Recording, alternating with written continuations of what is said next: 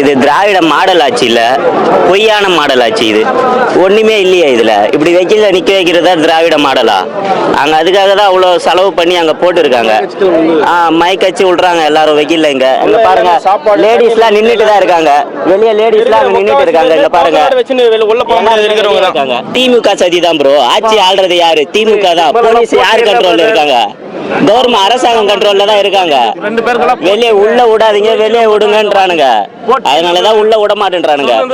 இது 100% திமுகனாலதான் உள்ள விட மாட்டேன்றானுங்க. எல்லாத்தையும் குழப்பறானுங்க, ரோட்ல நிக்க வைக்கிறானுங்க.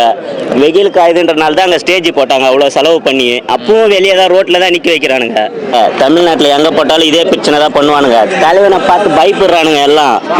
இது ஃபுல்லாவே 2026 டிவிக்கே மட்டும்தான். 2 பேருக்கு நடுவில் தான் போட்டியே இங்க. அப்ப இவ்வளவு தூரம் வந்து இப்ப நான் வந்து அந்த மாதிரி மைக்காச்சு வந்துட்டா இது மாதிரி இவங்கள பாகத்துக்கு வந்து நசுக்கி போட்டாங்கன்னு சொல்லிட்டு எங்க மேலதான் அதையும் திருப்புவானுங்க. வெயில்ல நிக்க வச்சுனா எதுவுமே பண்ண முடியாது. எல்லாமே திமுக தான் ப்ரோ காரணம். அங்க அதுக்காக தான் அவ்வளவு செலவு பண்ணி அங்க போட்டுருக்காங்க. மைக் வச்சு விடுறாங்க எல்லாரும் வெயில்ல. இங்க பாருங்க, லேடிஸ் எல்லாம் நின்றுட்டு தான் இருக்காங்க. வெளியே லேடிஸ் எல்லாம் அங்க நின்றுட்டு இருக்காங்க. இங்க பாருங்க, நீங்க ஒரு விசிட் கூட போய் பாருங்க, ஒருத்தர்கிட்ட ஒரு டோக்கன் இல்லாதங்க ஆளே கிடையாது.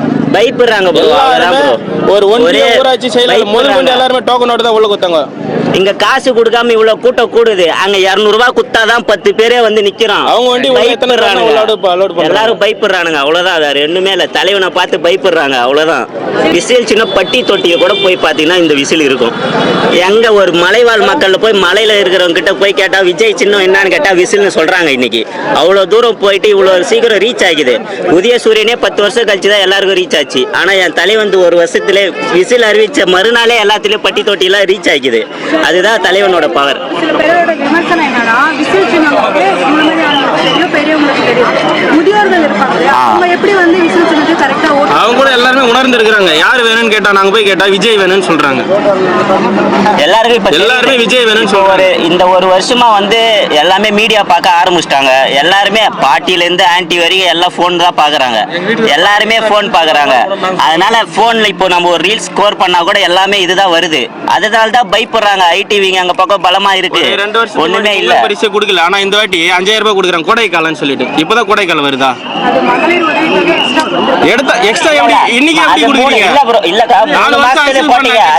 இப்பயா கொடுக்குறீங்க 5000 ரூபாய்? 3 மாசம் இப்ப எலெக்ஷன் வரப்போது நிக்க வைக்க போறாங்க. 3 மாசத்துல போட்டாங்க.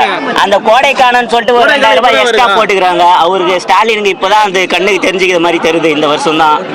அப்பவும் வெயில் காயுது. எங்களுக்கு எல்லாம் எதுவுமே தரல. நாங்க வெயில தான் நிக்கிறோம். உள்ள கூட அனுப்ப மாட்டேன்றாங்க. விஜய் அவர்கள் ஆட்சிக்கு வந்தா என்னெல்லாம் மக்களுக்கு பண்ணுவாரு? எல்லாமே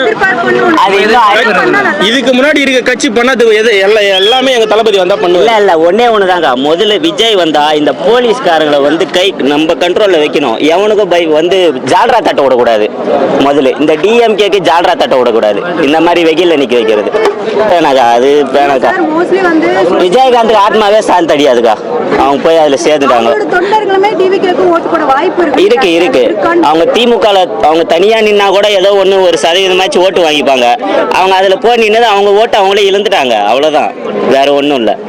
இப்ப ஆட்சிக்கு வந்துதான் சமாளிக்கணும். அவருக்கு வந்து 1% கூட கிடையாது. அவசியமே இல்ல. சமாளிக்கிறது எல்லாமே அவர் வாழ்க்கையில பார்த்துட்டு இன்னைக்கு விட்டுட்டு வராருன்னா காரணம் எதனால வராரு? மக்களுக்கு நல்லது பண்ணணும்னு சொல்லிட்டு வராரு. அவரு நீங்க கேக்குறீங்கல்ல விஜய் வந்து என்ன பண்ணாரு சொல்லிட்டு.